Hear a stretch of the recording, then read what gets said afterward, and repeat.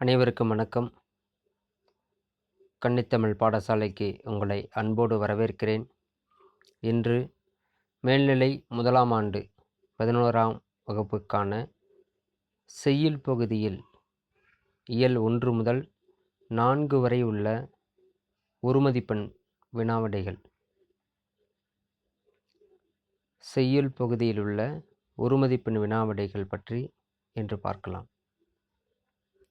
யுகத்தின் பாடல். யுகத்தின் பாடல்கள் என்னும் கவிதையின் ஆசிரியர் சு. வில்வரத்தனம். மனித இனத்தின் ஆதி அடையாளம் மொழி. பண்பாட்டு பரிணாம வளர்ச்சியை அடிப்படையாக கொண்டு உருவானவை மொழி. ஓர் இனத்தின் மையப்புள்ளியாக விளங்குவது மொழி. நான் இருப்பின் அடையாளம் மொழி. சங்ககாலம் தொடங்கி இக்காலம் வரை இடர் பல கடைந்து உயர்தனி செம்மொழியாய் செழித்தோங்கி இருப்பது தமிழ்மொழி. சங்ககாலம் தொடங்கி இக்காலம் வரை இடர்பல களைந்து உயர்தனி செம்மொழியாய் செழித்தோங்கி இருப்பது தமிழ்மொழி. கவிஞர் சு. வில்வரத்தனம் பிறந்த ஊர் யாழ்ப்பாணத்திலுள்ள புங்குடுதீவில் பிறந்தார். சு. வில்வரத்தனத்தின் கவிதைகள் எந்த தலைப்பில் 2001 தொகுக்கப்பட்டது என்றால் உயிர்த்தெழும் காலத்துக்காக எனும் தலைப்பில் 2001 தொகுக்கப்பட்டது. கவிதை இயற்றுவது மட்டுமல்லாமல் பாடும் திறனும் கொண்டவர் யார்? சு. வில்வரத்தனம்.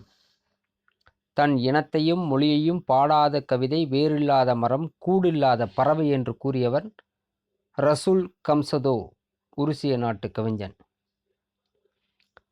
சு. வில்வரத்தனம் என்று சுருக்கமாக சூவி என்று அழைப்பார்கள்.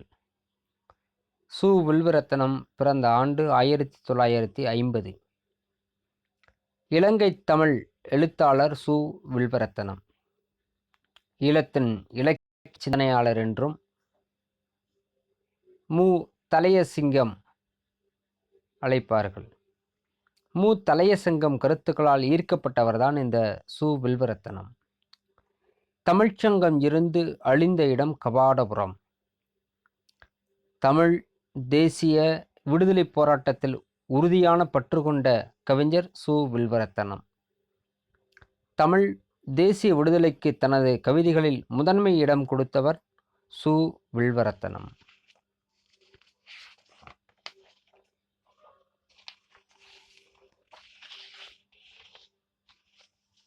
தமிழ் ஈழ விடுதலை புலிகளால் நாட்டு பற்றாளர் விருது வாங்கியவர் சு. வில்வரத்தனம்.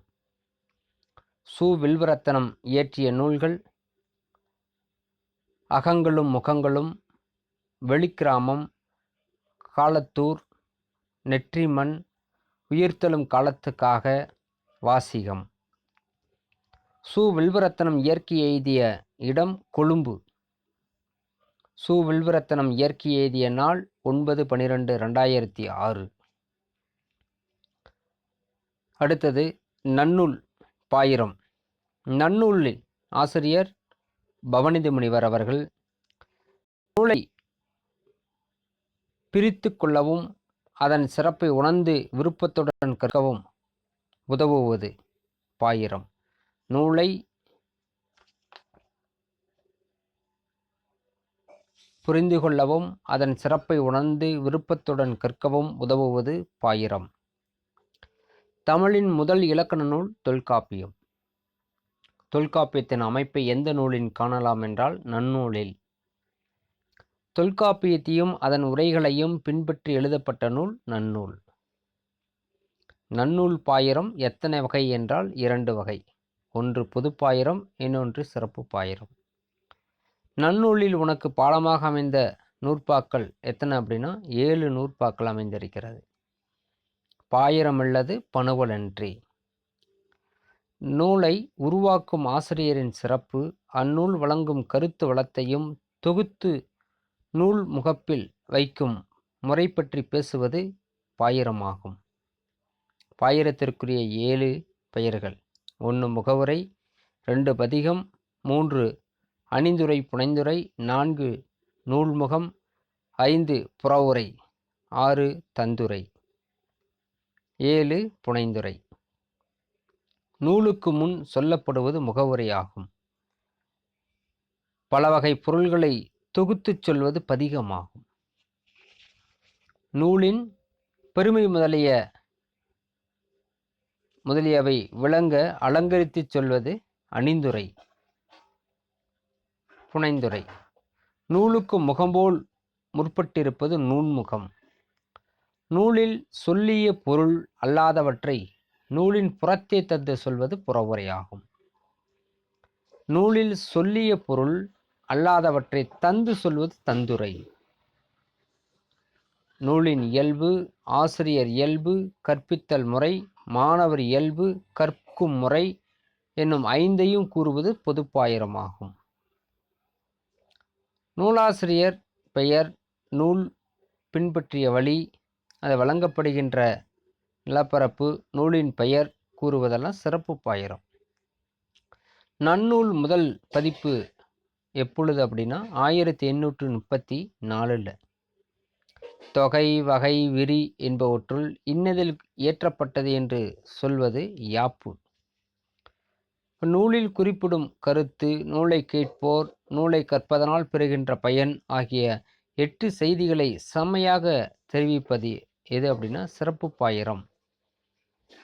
நூல் இயற்றப்பட்ட காலம், அது அரங்கேற்ற செய்யப்பட்ட அவைகளம், அது இயற்றப்பட்டதற்கான காரணம் எனும் 3ஐயும் சேர்த்து சொல்வது சிறப்பு பாயிரம். 1000 முகத்தை பெற்றது போன்று பல்வேறு செய்திகளை விரிவாக கூறினாலும் பாயிரமில்லையேல் அது சிறந்த நூலாக மதிக்கப்பட மாட்டாது. மகளிருக்கு அழகு தருவது அணிகலன்கள்தான். எல்லா வகை நூல்களுக்கும் அழகு தருவது அணிந்துரையாகும். தொல்காப்பியத்தை முதல் நூலாக கொண்ட வழிநூல் எது அப்படின்னா அது நன்னூல். நன்னூல் காலம் கிபி 13ஆம் நூற்றாண்டு. நன்னூல் அதிகாரங்கள் 2 தான். ஒன்று எழுத்ததிகாரம், சொல்லதிகாரம்.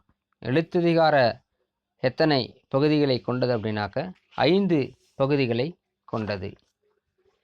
எழுத்தியல், பதவியல், உயிரீற்று புணரியல், மெய்யீற்று புணரியல், உயிரியல் என்று 5. சொல்லதிகாரம் அதே போல பெயரியல், வினையியல், பொது இயல், விடையியல், உயிரியல். பெயர், வினை, பொது, இடை, உரி. பவணந்தி யார் கேட்டுக்கொண்டதற்கிணங்க நன்னூலை இயற்றினார் என்றால் சீயகங்கன் என்ற சிற்றரசன். பவணந்தியாரின் உருவ சிற்பம் எந்த கோயிலில் உள்ளது அப்படின்னா ஈரோடு மாவட்டம் மேட்டுப்புதூர் என்ற ஊரில் 8ஆம் தீர்த்தங்கரான சந்திரபிரபாவின் கோவிலில் உள்ளது. எல்லா வகை நூல்களும் அழகு தருவதாக வைக்கப்படுவது அணிந்துரை என்று சொல்லலாம். நூலை உருவாக்கும் ஆசிரியர் சிறப்பையும் அந்நூல் வழங்கும் கருத்து வளத்தையும் தொகுத்து நூல் முகப்பில் வைக்க முறை பற்றி பேசுவது பாயிரம். பாயிரத்தினுடைய பெயர்கள் 7 வேறு பெயர்கள்: முகவுரை, புறவுரை, பதிகம், தந்துரை, நூன்முகம், புனைந்துரை, அணிந்துரை. பவணந்தி முனிவர் பிறந்த ஊர் சனகை என்ற சனகாபுரம் என்று சொல்லுவாங்க. பவணந்தி முனிவரின் தந்தை சன்மதி முனிவர். பவணந்தியார் எந்த சமயத்தை சார்ந்தவர் என்றால் சமண சமயம். பவணந்தி முனிவரை ஆதரித்த அரசர் யாருன்னா சீயகங்கன். இது வரைக்கும் முதல் இயல்ல இருக்கக்கூடிய செய்யுள் பகுதி பார்த்தோம். செய்யுளில் இருக்கக்கூடிய 2 தான். ஒன்று யுகத்தின் பாடல், இன்னொன்று நன்னூல் பாயிரம். இது வரைக்கும் இந்த வீடியோக்குள் பார்த்தது சிறப்பு. அடுத்த வீடியோவில் இயல் 2இல் உள்ள பகுதிகளை பார்க்கலாம். நன்றி, வணக்கம்.